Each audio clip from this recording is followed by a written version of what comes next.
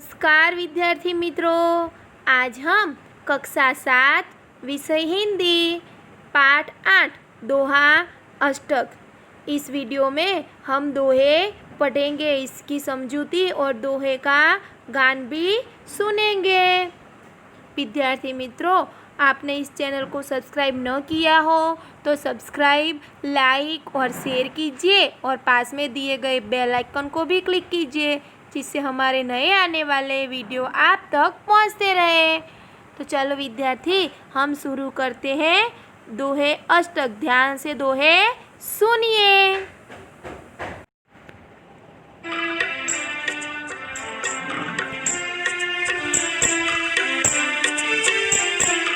बड़ा हुआ तो क्या हुआ, जैसे पेड़ खजूर। बड़ा हुआ तो क्या हुआ, जैसे पेड़ खजूर।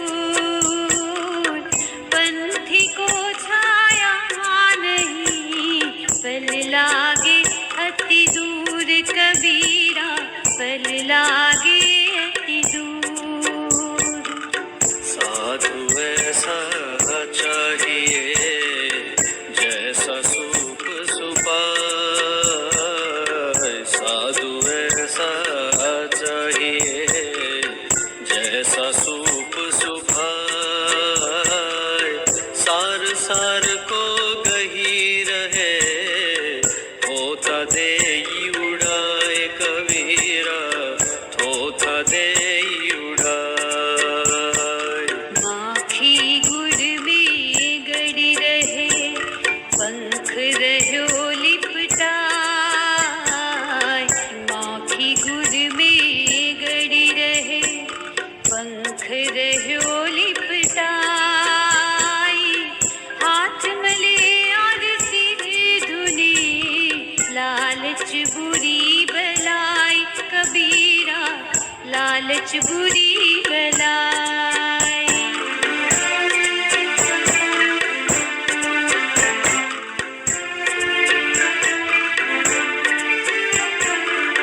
तुलसी इस संसार में भांति भांति के लोग।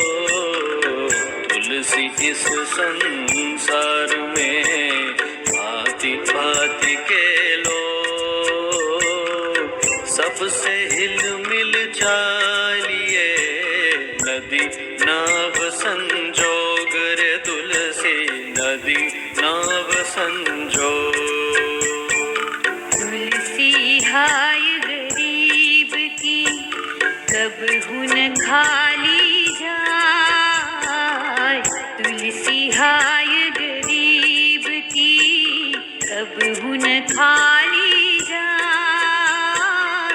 मुँह ढोर के चाम से लोहा भस्म हो जाए। रे तुलसी लोहा भस्म हो जाए।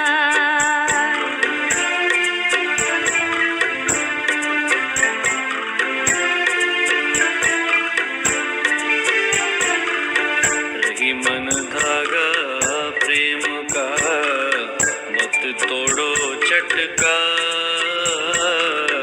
रही मन धागा प्रेम का, मत तोड़ो चटका। टूटे से फिर ना जुड़े, जुड़े गांठ पड़ जाए। रही माँ जुड़े गांठ पड़ जाए। सरोवर फल नहीं खाते हैं, सरवर पिए ही न पानी। सरोवर फल नहीं खाते हैं, सरवर पिए ही न पानी। कही रहीम पर काज हित, संपत्ति संचही सुजानी। रही माँ संपत्ति संचही सुजानी। रही मन देखी बड़ेन को, लघु न दीजिए डारी। रही मन देखी बड़ेन को, लघु न दीजिए डारी। जहाँ काम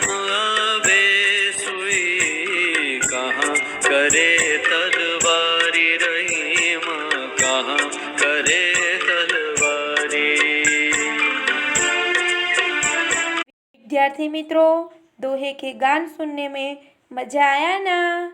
इस इकाई में कबीर, तुलसीदास और रहीम के दोहे हैं। दोहे हिंदी भाषा साहित्य की अनमोल निधि है। दोहे व्यावहारिक दृष्टांतों के माध्यम से सरल सहज रूप में जीवन, लोक व्यवहार, गुण, स्वभाव, नीति रीति आदि से परिचित कराते हैं। प्रस्तुत इकाई में कबीर, तुलसीदास और रहीम के चुने गए ऐसे ही दोहे संकलित हैं। आगे देखते हैं हम।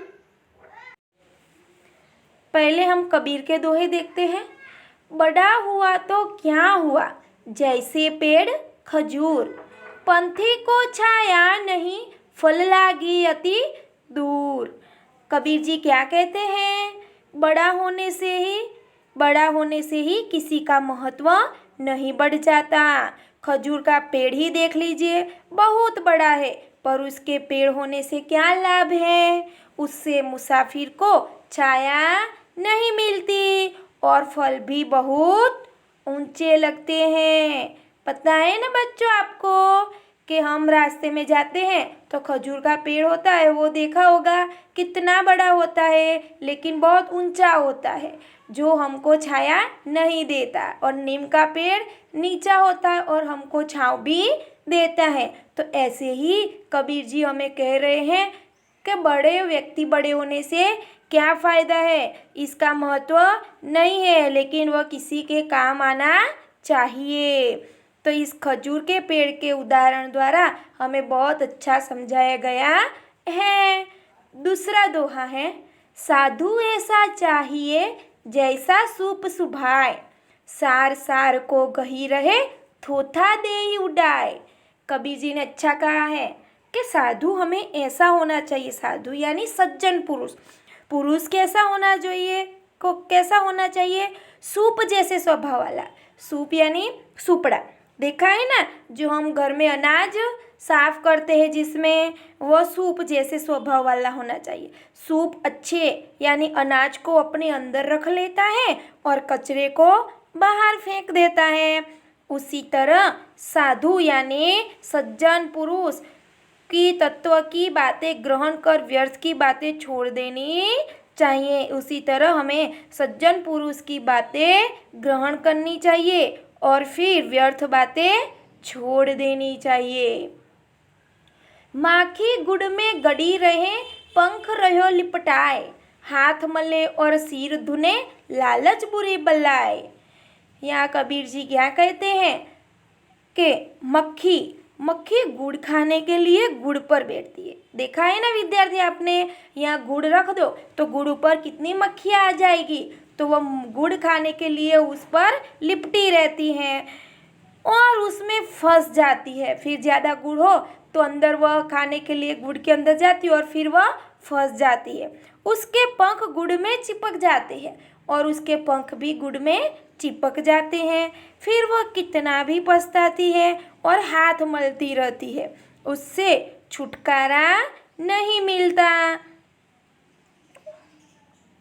मक्खी गुड़ में जैसे चिपक जाती है और फिर लालच करके वह खाना खाने के लिए जाती है, गुड़ खाने के लिए, लेकिन उसको मिलता नहीं, और फिर मिलता है, खा तो लेती है लेकिन उससे फिर वह चिपक जाती है।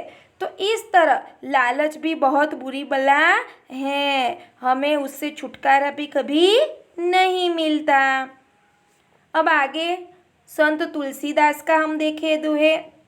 तुलसी इस संसार में भांति भांति के लोग, सबसे हिलमिल चालिए नदी नाव संजोग। तुलसीदास जी क्या कहते हैं कि इस संसार में तरह तरह के लोग हैं, हमें सबके साथ हिलमिल कर रहना चाहिए, जैसे नदी और नाव का संयोग रहता है।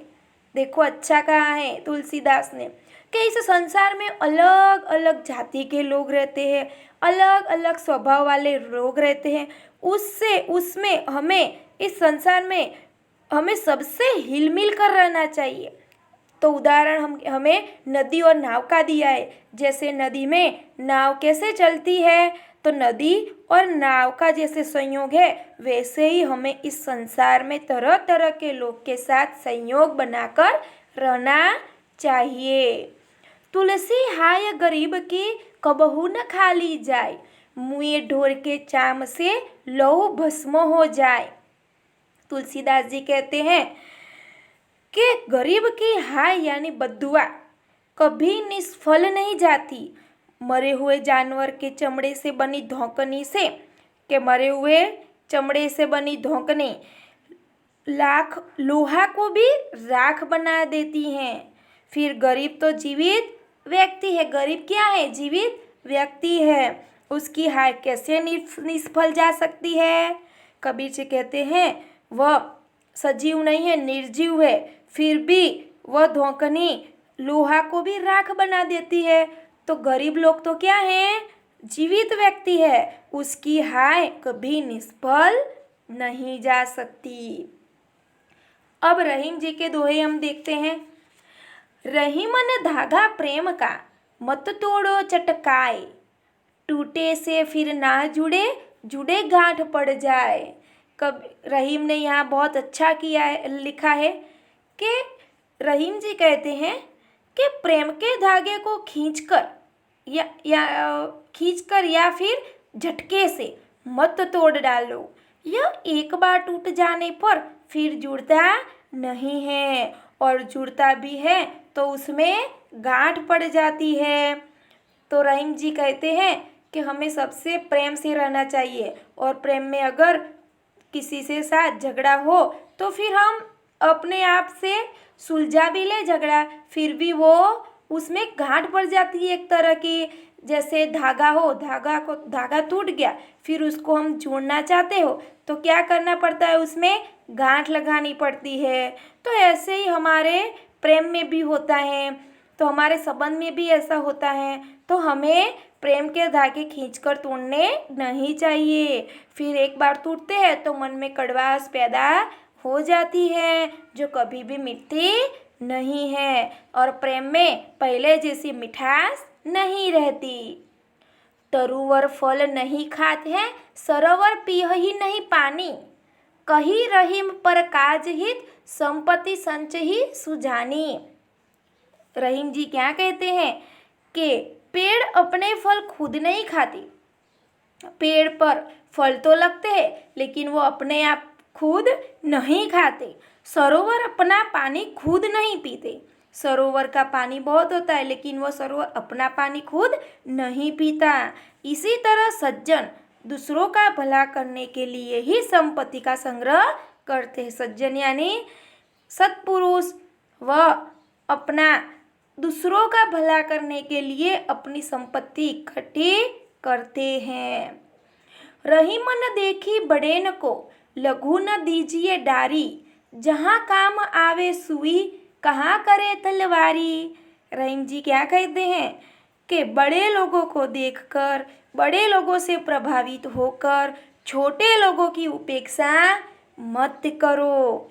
कहते हैं कि हमें बड़े लोगों को देखकर हमें हमारे छोटे लोग की उपेक्षा करनी चाहिए नहीं। जहाँ सुई काम आती है वहाँ तलवार काम नहीं आती है, कि जहाँ सुई काम आती है वहाँ तलवार कभी भी काम नहीं आती। हमें कपड़े सिलने हो तो वहाँ सुई काम आती है, फिर तलवार काम नहीं आ सकती।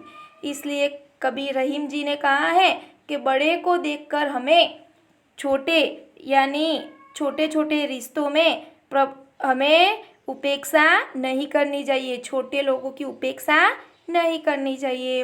विद्यार्थी मित्रों, यहाँ हमारे दोहे की समझूती भी समाप्त होती है। इसका स्वाध्याय मैं आगे के वीडियो में लेकर आऊँगी, जो आप देखना मत भूलिएगा। धन्यवाद।